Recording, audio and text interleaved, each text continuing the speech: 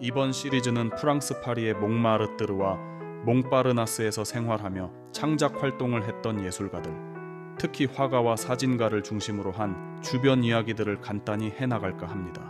여기에는 벨레포크, 즉 아름다운 시대, 번영의 시절이었던 19세기 말부터 20세기 초 1차 대전 전까지 프랑스가 예술 문화적인 번영을 누렸던 시기에 사실 그 벨레포크를 향유하지 못했던 고고한 사진가이자 근대사진의 아버지라고 불리는 유지나제로부터 너무나도 유명한 앵그루의 바이올린이라는 사진의 만레이, 그리고 그의 모델이었던 초현실주의 사진을 찍던 여성사진가 리밀러, 모든 예술가들의 연인이자 모델이었던 키키, 그리고 피카소, 모딜리아니, 로트렉 등 수많은 가난했지만 예술 혼을 불태웠던 젊은 화가들이 등장합니다. 제작 편의상 지금부터는 경어체를 생략하려고 하니 넓은 양해 부탁드립니다. 이 시리즈의 첫 번째로 등장하는 인물이 만레이입니다. 1980년에서 1910년의 파리의 몽마르트르에는 프랑스 본토 예술가들이 자리를 잡아나갔고, 여기에 비해 집값이 싼 몽파르나스는 스페인 바르셀로나 출신의 피카소나 유태인계인 이태리의 모딜리아니, 그리고 같은 유태인계인 수틴 등 해외에서 온 예술가들이 자리를 잡게 된다. 데카당스한 세기 말과 향락적인 베레폭 시대인 19세기 말에서 20세기 초에 걸친 이 대조적인 두 시대를 지나온 파리에서는 실로 다양한 예술이 꽃을 피운다.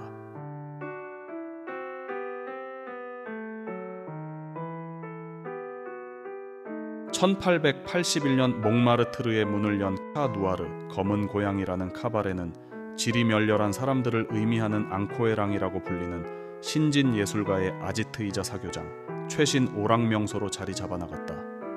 특히 이곳에서 주목받은 것이 화가 리비에르 등에 의해서 창설된 그림자 연극이었다.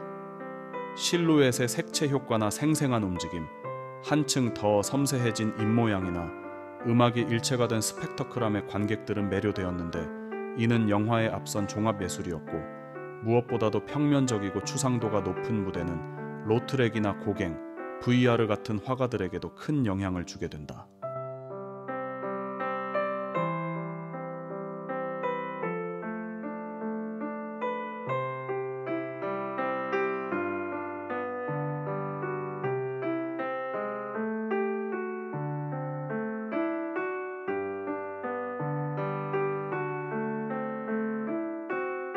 몽마르트르에는 작곡가 드뷔시와 에릭 사티, 건축가 에펠, 시인 베르렌, 소설가 에밀 졸라, 화가 로트렉 등이 자주 드나들었고, 예술가와 젊은이들, 그리고 뭔가 새로운 자극을 원하는 상류층 사람들이 테이블을 함께 했다.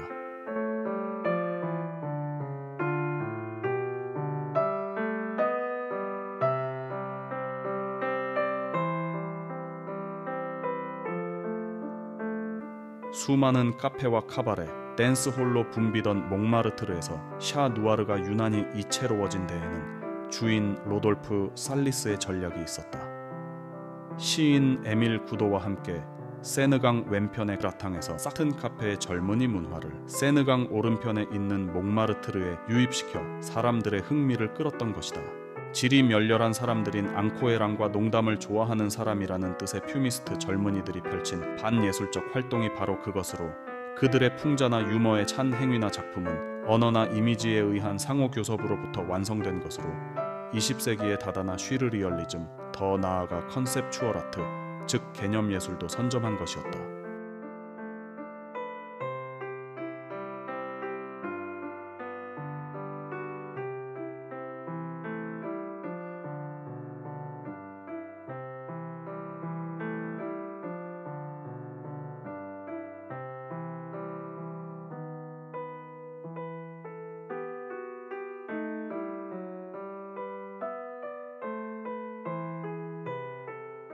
미술, 문학, 음악 등 다양한 예술로 활기가 넘쳐나는 로돌프 살리스가 1881년에 문을 연 이 카바레 샤누아르 검은 고양이에는 로트렉, 에두아르 비아르 외에도 알렉상드르 슈타인렌, 아돌프 윌레트, 그리고 피에르 보나르 등의 나비파 화가들과 오딜 로르통과 구스타브 크림트로 대표되는 상징주의파의 일부 화가들도 함께했다.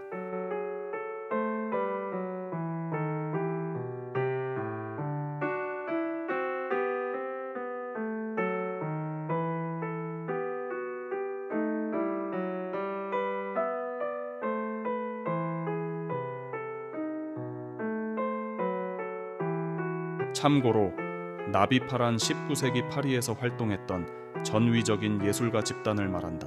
나비는 히브리어로 예언자를 의미하는데 나비파의 예술가는 자연의 빛을 캔버스나 화지 위에 붙잡아 두려 했던 인상패에 반대하여 화면 그 자체의 질서를 추구하는 화가의 모임으로 모리스 드니가 그룹의 이론가였다.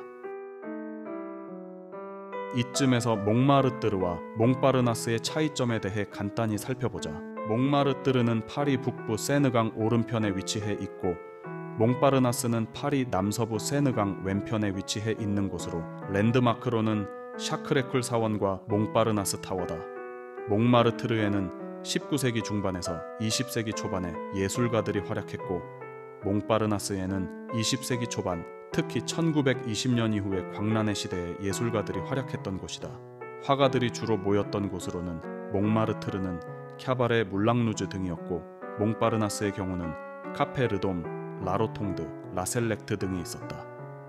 작업실인 아트리에 겸 거주하던 아파트로는 몽마르트르에서는 세탁선, 즉 건물의 생긴 모양이 마치 세느강에 빨래해주는 배처럼 생겼다고 해서 붙여진 이름의 세탁선이라는 이름의 건물이 중심이었고 몽파르나스의 경우에는 라루시였다.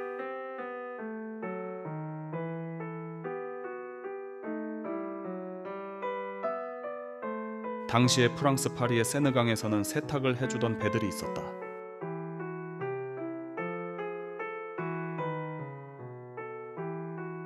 주요 화가로는 몽마르트르에는 인상파와 후기 인상파, 나비파의 화가들이 생활했고 몽파르나스에는 포비즘, 즉 고갱의 야수파와 피카소의 큐비즘 입체파, 에꼴드 파리, 쉬르리얼리즘파의 화가들이 머물고 있었다. 비교적 집값이 비쌌던 몽마르트르에는 피사로, 르누아르, 고흐, 드가, 로트렉, 유트릴로, 마티스, 앙드레 도랑 등 주로 프랑스인 화가들이 생활했고 반대로 집값이 쌌던 몽파르나스에는 해외에서 이주해온 화가들인 모딜리아니, 피카소, 샤갈, 수틴, 키슬링, 리베라, 파스킨, 그리고 일본인 후지타 등이 대표적 화가이다. 조각가로는 러시아 출신의 오시자킨, 추상 조각의 선구자인 콘스탄틴 블랑쿠시가 집값이 싼 몽파르나스에서 거주하며 작업을 해나갔다. 물론 가난했던 모딜리아니 그리고 피카소도 초기에는 몽마르트르에 있다가 후기에 이곳으로 이주한다.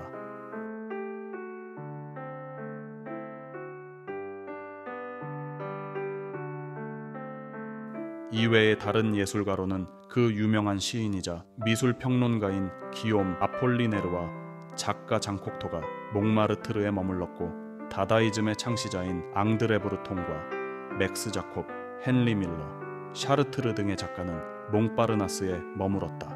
아참, 여기서 절대 빼놓으면 안 되는 인물이 있는데 우선 당시의 거의 모든 사진가들의 인물 사진 모델이 돼주었던 추상조각의 대가 자코메티와 모든 예술가의 모델이자 뮤즈였던 소위 키키 드 몽파르나스라고 불리던 키키라는 여성이 있다.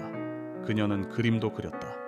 키키는 동양의 일본인 화가인 후쿠다와의 친분도 두텁고 모델도 되어주었는데 필자가 생각하기로는 당시 동양인이 흔치 않았던 파리에서 후지타가 그런 활약을 할 수 있었던 이유 중 하나는 아마도 당시의 인상파 화가들과 부유층에게 동양 예술에 대한 깊은 영향을 주었던 일본의 목판화이자 민화의 한 종류인 우키요에가 큰 몫을 하지 않았나 여겨진다. 실제로 고호의 그림들 중에는 우키요에를 모방한 그림이 적지 않고 그의 유명한 명작에도 배경에 우키요에가 걸려있는 작품들도 있다. 실제로 암스텔담의 고호미술관에 가보면 극악 우키요에를 그린 것들이 많이 전시되어 있다.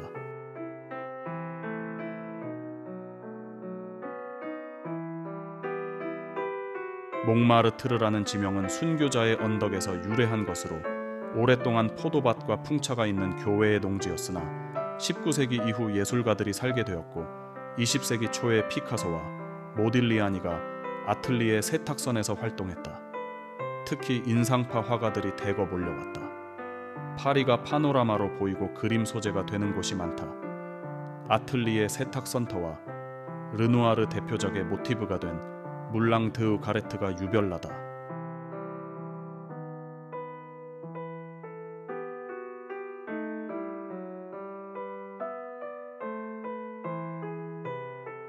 몽파르나스는 몽마르트르와 함께 젊은 예술가와 시인들이 모여 가난하지만 예술을 논하고 내일을 꿈꾸던 곳이다. 이제 서서히 만 레이 등이 등장하기 시작한다. 일본에도 1930년에서 40년도에 가난한 화가들이 모여 살며 그림을 그리던 일명 이케부쿠로 몽파르나스라는 곳이 있었다. 이어지는 영상에서 소개하기로 하겠습니다. 긴 시간 시청해 주셔서 감사합니다.